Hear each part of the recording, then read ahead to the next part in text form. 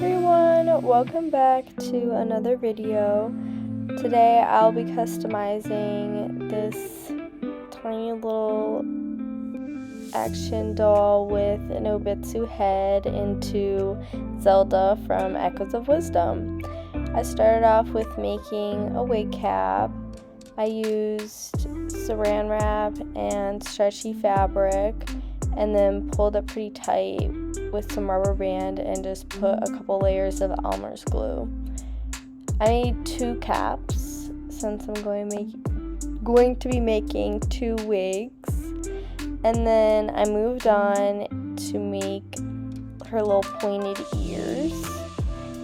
I use little needles that I cut off as little anchors, and then I use 2-part epoxy sculpt. And these are like little rubber things. I don't remember the name of them, but they were at an art store near me. But they really helped in blending the ears. Use gloves when you're working with this. It was so tiny, I just could not do anything with gloves on, but try to use gloves because it doesn't really make your fingers feel very good. So, especially if you have a cut. You can also use some water to smooth it out and so it doesn't get stuck to whatever you're using to sculpt. I've also used an X-Acto knife. That helps, especially if you have too much clay that you're using. But yeah, I just kind of keep smoothing out, tweaking it here and there to get her little ears.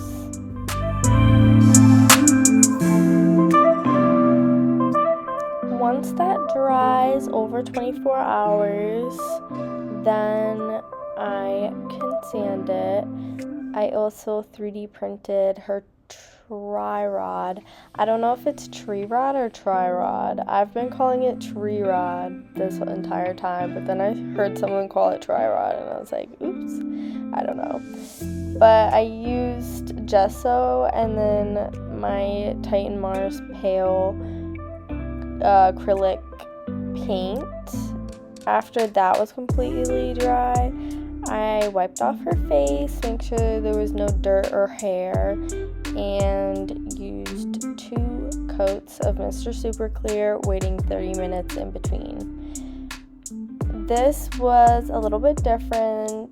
I've drawn anime eyes before, but it has been a little while, and for this doll, there is no mouth, sculpting, so it was different. It was fun, but it was a little bit different, but it was so cute in the end. I don't know, I'd love to do more. I really want to do the Great Fairy because I actually didn't even come across her the first playthrough. I usually always come across them, but then I was like, are there none? But then I saw someone do a sculpture and I was like, okay, there is one. So I'm replaying it so I can try to find it. I don't want to look it up. I want to try to find it on my own first, and then I want to make her. I also want to do the cat outfit and the dance outfit because I originally did want to do those, but I'd have to make 3 pairs of shoes from scratch, and this was my first time making a decent pair from scratch, so it was beginning to be a little bit too much since I ended up making 4 outfits for her. But anyways, I'm now on the 3rd layer. I kind of skipped by the 2nd layer pretty quick. since it's really repetitive, it's just adding layers. In the beginning, I made her left eye a little bit too high. So I fixed that off camera.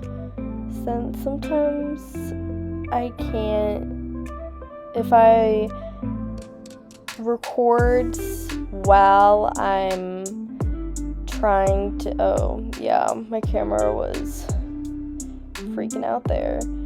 But if I try to record the entire face up, then I can't see it as well, since I like to be very up close. I think I've said that before, and then if I'm super up close, you can't actually see anything.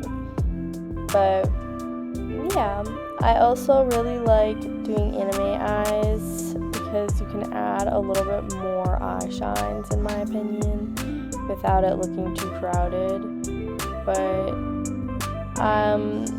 Zelda has blue and green eyes throughout different games, and technically her eyes are black in the game.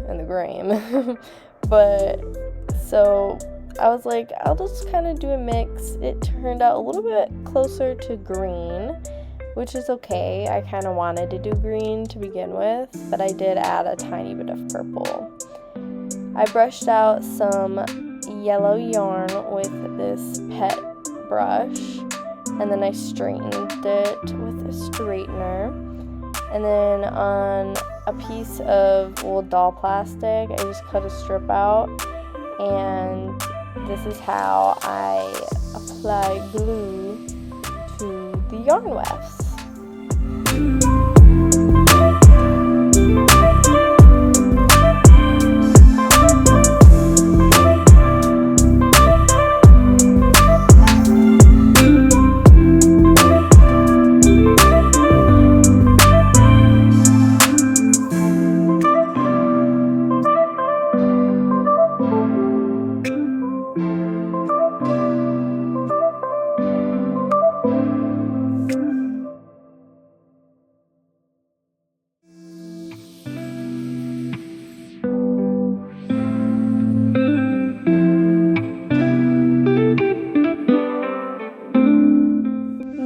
On to the wig cap and adding the wig hair wefts.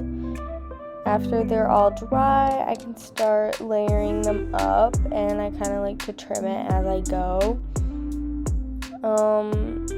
This is her hair down wig, but then I added a little bun, because in the disguise outfit she has a little bun, but then in her royal outfit her hair is down, so I kind of combined it so her hair is down and then half of it is pulled back into a bun, since her hair kind of looks a little bit pulled back, and in her royal outfit too, like it looks like she's got like some part pulled back. I couldn't really tell, but it was cute. So, yeah.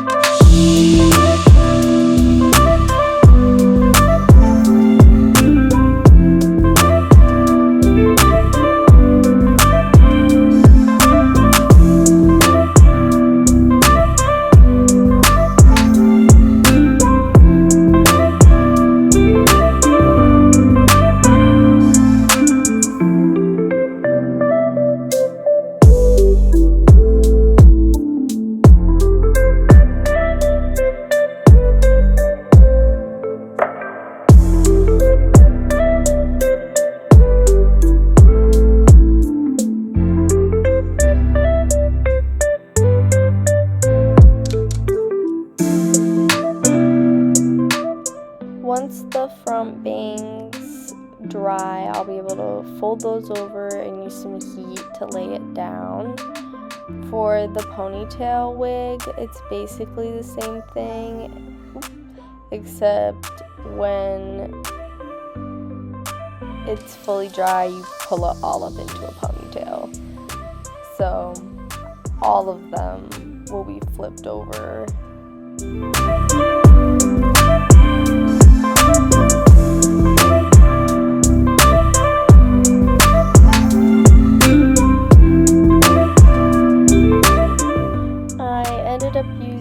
Some wire to make the crown, and I just used epoxy sculpt again, and then I sculpted it on a cap so it would be straight.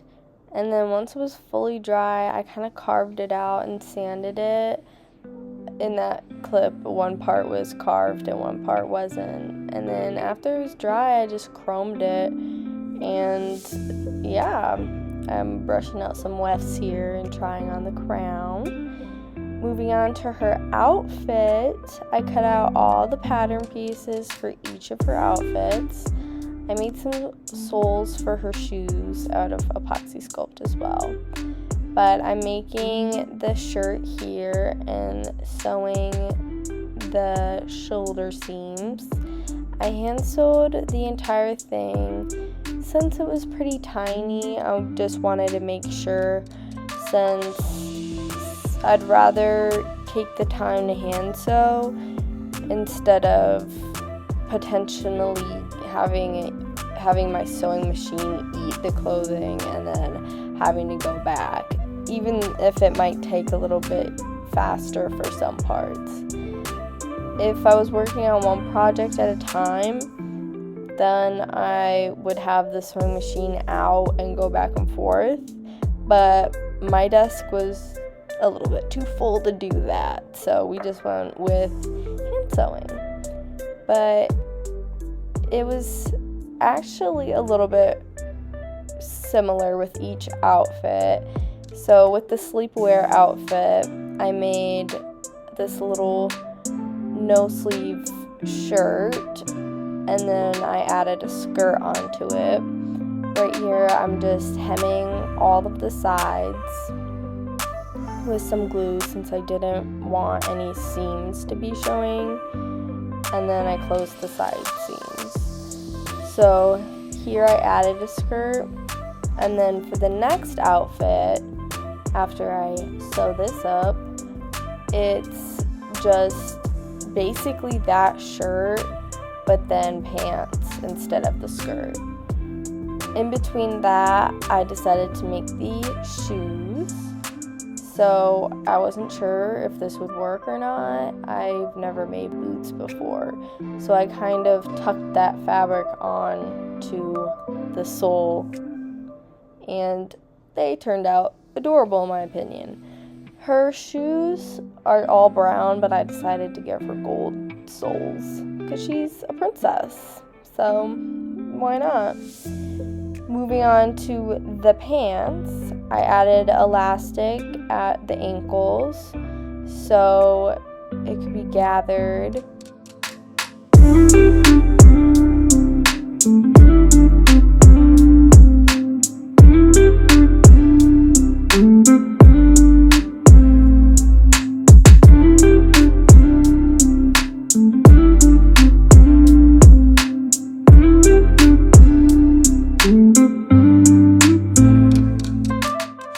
What I was talking about, I basically just made this little tank top shirt and instead made a pair of pants.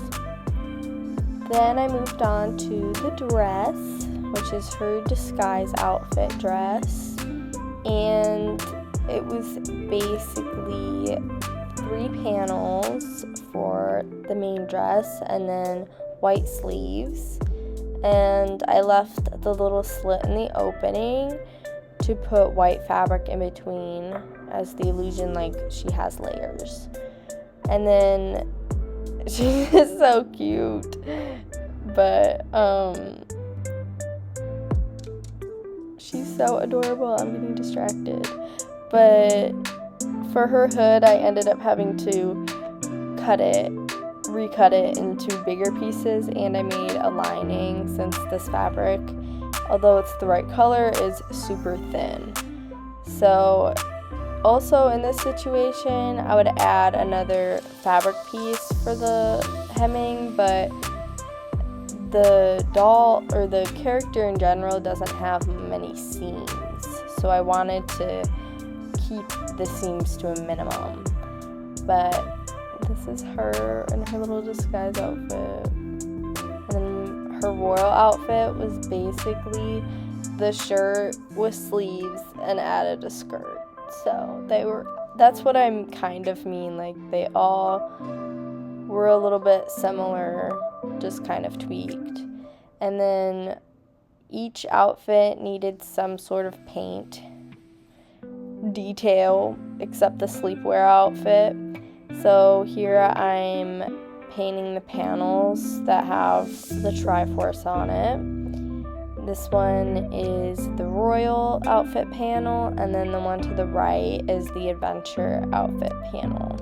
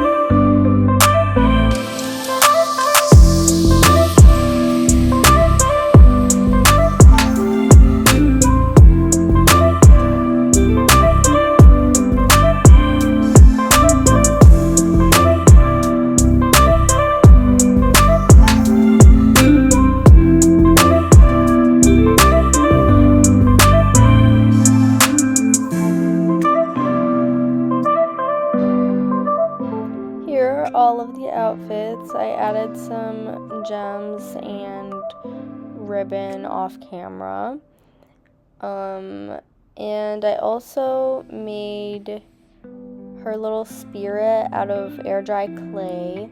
I almost forgot, so that was also off camera. And now we're just gonna look through each of the outfits and try them on her.